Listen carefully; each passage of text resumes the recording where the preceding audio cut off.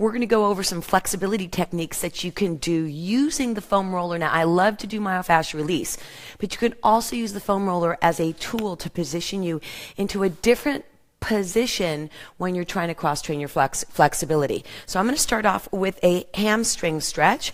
So when you're on the foam roller, you can put them out by the ankle or closer. You want to get those sit bones underneath you. And I'm going to go through these very quickly today. So deep breath in, use that technique, exhale, compress and push. Good morning. And then you can always flex to change the stretch. You can tighten the quads to change the stretch.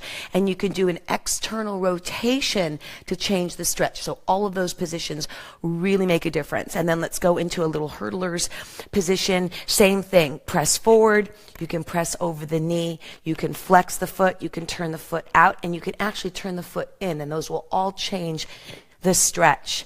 So in a V stretch, this is always a difficult position, but if you elevate one leg, you're going to feel this, good morning, differently on the adductor than you would if you were flat on the floor. So elevating on that foam roller is great. And if you notice, as I push down, this roller, even though it's a couple of inches, good morning, pushes out a little bit so that there's a little change in the movement in the hip. So you can compress to the front, away from the leg, and on top of the leg. And of course, you'd want to do both sides. And then I'm going to take my feet up on top of that roller. This is a butterfly stretch. And what's great about this positioning is that it rotates the hip joint a little bit more. Good morning, everyone. Then press into the thigh. I'm using my opposite arm back here for leverage. Grab the thigh and push down and away. And then when you're ready, squeeze the butt, because that's going to change the rotation in the hip. I try and do stretches from every perspective possible, because we are not creatures of just forward, back, side to side. And then pull the knees apart. You could also lift the hips and pull the thighs apart. That's a great one. Another one to the front is for the IT or glute. Square off the foot on top. You can press forward. You can reach away. And this is going to give you more rotation and work in the hip joint. Then I'm going to come on up on top and do that butterfly stretch from the top. And what's great about this is that not only can you bend forward with a much more comfortable position, I'm pretty flexible, but anybody can pretty much do this even with your hands on the roller. Once you get down to your lowest position, open up the hips by pushing the tailbone back. And that's a great one to open up the joint in the hip and lengthen the spine and relax the back. And then I'm going to come on in and do that just one more time. We've got so many to show you this morning.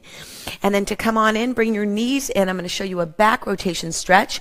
Plant your hand on the ground. Rotate from the shoulder first, because this is an important rotation for the thoracic, for the upper body. Stabilize with your hand. Then once you've got that stretch, tuck your glutes under, and that's going to get the lumbar and down by the SI joint, because you're tucking under. Still keep the pressure here, push there, good morning, and then just tuck under. And then another one for the upper body right here is just, you can roll back, and as you roll back, look at how the roller's moving. You could stretch out the shoulders. I'm going to show you another one on top. So up on top, hands face you to start. I'm going to show you 3 different positions. I'm definitely going through quite a few today. Make sure the roller's really far from the body. Press down, squeeze in, and relax the shoulders. If it feels tweaky or weird, reposition it. Then you can do it with the hands on top. I'm going to go to full extension here. And I'm going to try and focus on getting that roller on the wrists or the forearms. And then you can rotate the palms up, because that's an important rotation, internal rotation for the shoulders. And I'm going to bring that roller underneath. Now there's 2 ways to get into this position. The up and over, I call it, this way, or you can just lift and slide the roller underneath you. I'm going to put it right on my tailbone, right at the base of my sacrum, so my butt is really secured. And this is a great way to reduce stress in the lower back. So just pull the legs in. You can do any V stretch, pulling the knees in and out. You can do a hamstring stretch, keeping the butt on the roller, single leg stretch, and then, of course, rotations, which are my favorite, 360s for hip mobility. And then the last one in this position I'm going to show you is an up and over back rotation stretch. Oh my goodness, we're running out of time so quickly today. Squeeze, squeeze, squeeze, nice long reach.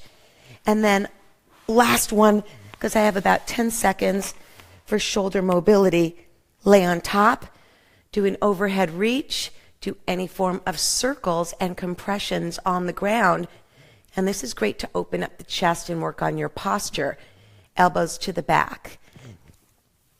I'm going to come on up. Oh my goodness. I hope I threw a lot of exercises that you can do using the foam roller as a prop. Have a great weekend, and I will see you on Monday for Resistance Monday.